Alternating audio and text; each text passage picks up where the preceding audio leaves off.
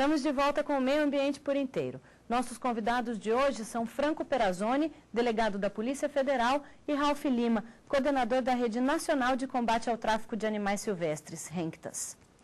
No Distrito Federal e em outras unidades da Federação, a Polícia Ambiental atua em parceria com outros órgãos, tanto na fiscalização como na formação de seus profissionais. Confira. 325 agentes ambientais trabalham em todo o Distrito Federal para impedir o tráfico de animais. A Polícia Ambiental já comemora os resultados. Ao comparar os dados de janeiro a junho deste ano com o mesmo período do ano passado, foram apreendidos 92% a mais de animais silvestres que estavam em situação irregular. Chama a atenção a apreensão de aves, que aumentou em 162% também no mesmo período. Segundo o comandante do Batalhão de Polícia Ambiental do Distrito Federal, Cláudio Ribas, as denúncias da população e a parceria com outros órgãos foram fundamentais. A gente tem feito essa parceria, cruzando dados, intensificando essa fiscalização, atendendo 100% da demanda de denúncias, que é muito importante, que a maioria das ocorrências vem da denúncia. Eu acho que a população em geral, eles vêm se conscientizando, né, dos problemas de meio ambiente, problemas do planeta. Eles têm entendido que antigamente se perguntava qual a importância que tem um mico-leão-dourado, mas a gente entende que hoje a natureza ela é toda interligada, né? Uma espécie que some, faz sumir muitas outras coisas. Ralph, qual que é a importância de unir esforços? Porque hoje o combate ao tráfico de animais silvestres não é tarefa única, exclusiva de um órgão, né? Qual que é a importância de unir esforços? Olha, levando em consideração que o tráfico, né, os traficantes trabalham em rede, né, no Brasil os órgãos de repressão também não podem trabalhar isolado. Então é importante que a Polícia Federal trabalha em parceria com o IBAMA, que o IBAMA trabalha em parceria com as polícias florestais nos estados, e assim por diante. Vamos formar uma rede do bem para combater esse crime que ainda assola o país. Então, esse trabalho de parceria dos zoológicos, treinando e capacitando os policiais ambientais, isso é um ganho enorme, porque eles têm boa vontade, eles têm efetivo, eles têm todo o aparato para poder combater o crime e muitas vezes não têm conhecimento técnico, né? E justamente onde entraria o trabalho do zoológico. Isso é uma força-tarefa que pode, com certeza, ajudar nos trabalhos do IBAMA. Você está falando de uma rede, né? A rede do bem. Como é que funciona a rede do mal, por exemplo? Como é que é feita toda... Olha, eles trabalham basicamente como trabalha o tráfico de drogas, né? Eles têm aquelas pessoas que estão lá próximos das áreas selvagens, populações indígenas, ribeirinhos, enfim. E essas pessoas são liciadas pelos traficantes a capturar esses animais, porque eles conhecem como os animais se reproduzem, onde encontrar, e encomendam esses animais, essas pessoas então fornecem esses bichos para os atravessadores, né, que geralmente são donos de empresas de transporte, caminhoneiros, algumas empresas de ônibus, pequenas aeronaves, né, que é muito utilizado na região amazônica, de forma que os animais cheguem aos grandes centros. E a partir daí, os animais ficam depositados em locais ilegais, e depois disso são vendidos internamente, né? Dados que a gente levantou em 2001, cerca de 60% dos animais que são retirados da natureza são vendidos internamente no Brasil, 40% é exportado, né? Então, a partir desse momento, é feita uma triagem do bicho que tem interesse no mercado internacional do animal que vai ser comercializado internamente.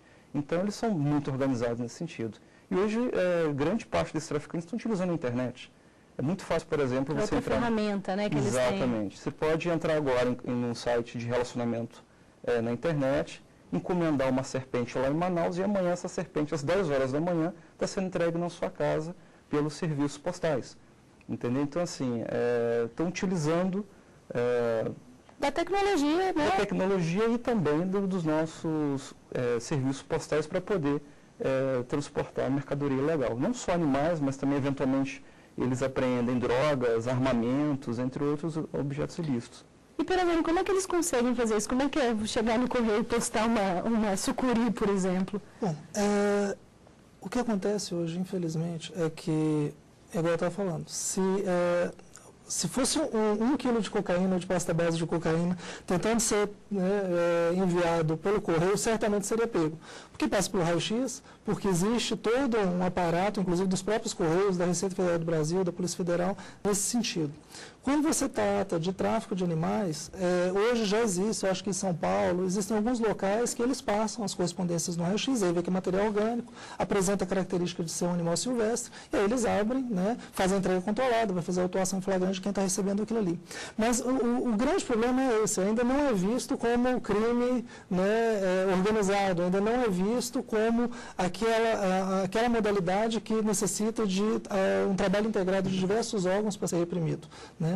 Na verdade, o que acontece, eu vi aqui o colega do Batalhão Ambiental, né, falando, a capacitação e tal.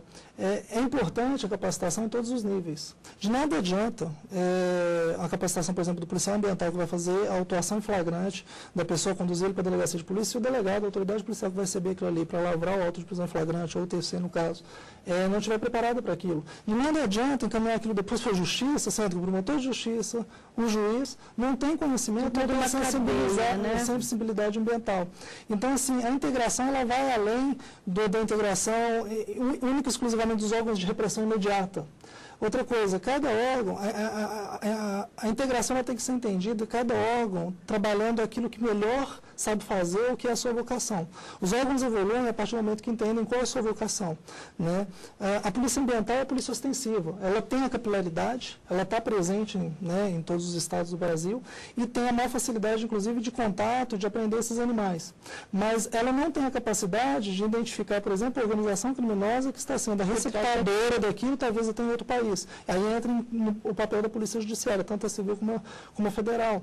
É necessário, em determinados casos, dependendo da investigação, medidas judiciais, cautelares, interceptações telefônicas, quebra de sigilo bancário e fiscal, etc. Se não há uma sensibilização de todos os órgãos que atuam na repressão desse tipo de ilícito, de nada adianta eu ter uma ótima investigação. Eu sabia que existe uma imensa quadrilha que tem grande lucro com a atividade de tráfico de animais, porém eu vou representar perante o magistrado por medidas cautelares que eu necessito de busca e apreensão, de interceptação, para conseguir efetivamente desmantelar, desarticular esses grupos criminosos, se a pessoa ainda não conhece os instrumentos legais, ou conhece, mas acha que eles não podem. E a gente volta naquilo que eu estava falando, que o crime ambiental é um crime de menor potencial ofensivo, e a Polícia Federal tem demonstrado já em várias operações, nós tivemos a Oxóssi 2 anos atrás, nós tivemos ano passado a São Francisco. Só São Francisco foram 10.000 passariformes apreendidos durante as buscas. Foi no Paraná e mais 5 estados, né? Nós temos várias operações nesses moldes. A vocação da Polícia Federal é crime organizado. Nós não estamos presentes em cada estado, em cada município do país, não é nossa função e nem somos preparados para a presença ostensiva. O nosso trabalho, a partir do trabalho, por exemplo, desenvolvido pela Polícia Ambiental, por ONGs, pelas próprias denúncias que vêm do cidadão, a gente pode identificar grupos criminosos, trabalhar, por exemplo, crimes mais graves, como a formação de quadrilha, a receptação, todos os crimes que se relacionam direta e indiretamente e que estão fomentando esse tipo de um trabalho mais de inteligência, isso, né? Isso. E a importância da integração entre os órgãos e da capacitação em todos os níveis. Ralf, a questão das feiras, nós temos milhares, em qualquer lugarzinho do Brasil que você vai, existe uma feira. Principalmente no norte, nordeste, no interior do país, existe ainda grande o comércio, né, de animais silvestres nessas feiras. Como é que isso acontece? Como é que vocês veem isso? É fácil de coibir esse tipo de coisa? É uma questão cultural? A feira é uma questão cultural, né? É o ponto que o cidadão sabe onde ele pode adquirir os animais silvestres. E o que você tem que fazer em relação a isso é doutrinar, educar e orientar o cidadão a não comprar os animais silvestres, mesmo que seja legal ou ilegal. O fato de você não ter mais exemplos de animais presos em gaiolas. A cultura da gaiola no Brasil tem que acabar. É nisso que a Rintas trabalha, né? O delegado está falando do trabalho em parceria. É muito importante esse trabalho em parceria, em que cada órgão ou cada organização saiba exatamente qual é o seu papel, né? O fato, por exemplo, de organizações irem para a feira, fazer apreensão e fazer todo aquele trabalho, particularmente, nós não concordamos com isso. Trabalho de repressão tem que ser feito pelo órgão policial. Aí, por exemplo, a Rintas já fez trabalhos em feira, sim. toda vez que a Rintas entra numa feira, ela entra com a Polícia Ambiental ou com o IBAMA. Eles entram, fazem o trabalho de polícia deles, e nós entramos com o nosso trabalho, com os nossos biólogos, com os nossos veterinários, para dar o suporte técnico de atendimento aos animais ali na hora, para aumentar a taxa de sobrevida. Né? Porque muitas vezes os órgãos não contam com profissionais gabaritados, com veterinário, com biólogos, para fazer esse atendimento ali na hora. Então, justamente onde a organização civil pode entrar, né? Deixar muito claro qual o papel de cada um. Né? Então, assim, é importante que o IBAMA faça o trabalho dele, que a Polícia Federal faça o trabalho dele, que as polícias ambientais façam o trabalho delas e que as organizações entrem em parceria, em apoiando, em ajudando no que for necessário. Né? Aí sim é constituída a rede do bem nesse sentido. E uma coisa que o delegado tocou que é muito importante é a participação do judiciário nessas ações. Né? Nós contamos hoje no Brasil com a 4ª Câmara do Ministério Público Federal, que atua principalmente nos crimes cometidos contra a fauna. Né? Isso é um ganho enorme para o Brasil. Né, visto que há 10 anos atrás, o próprio IBAMA não tinha nem sequer um setor específico para poder tratar a fauna. Né, hoje em dia você tem, tanto na fiscalização quanto na parte de conservação, setores específicos para a fauna. A própria Polícia Federal desenvolveu uma delegacia especial para combater crimes ambientais com um foco maior na fauna.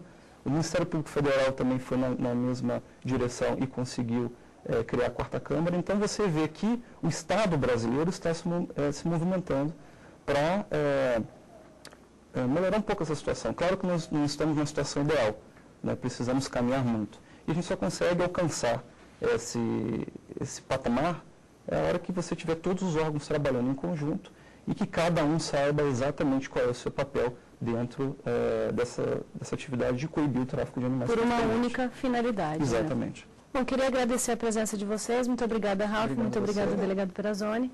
E o nosso programa fica por aqui. Na semana que vem nós voltamos com mais Meio Ambiente por Inteiro. Até lá!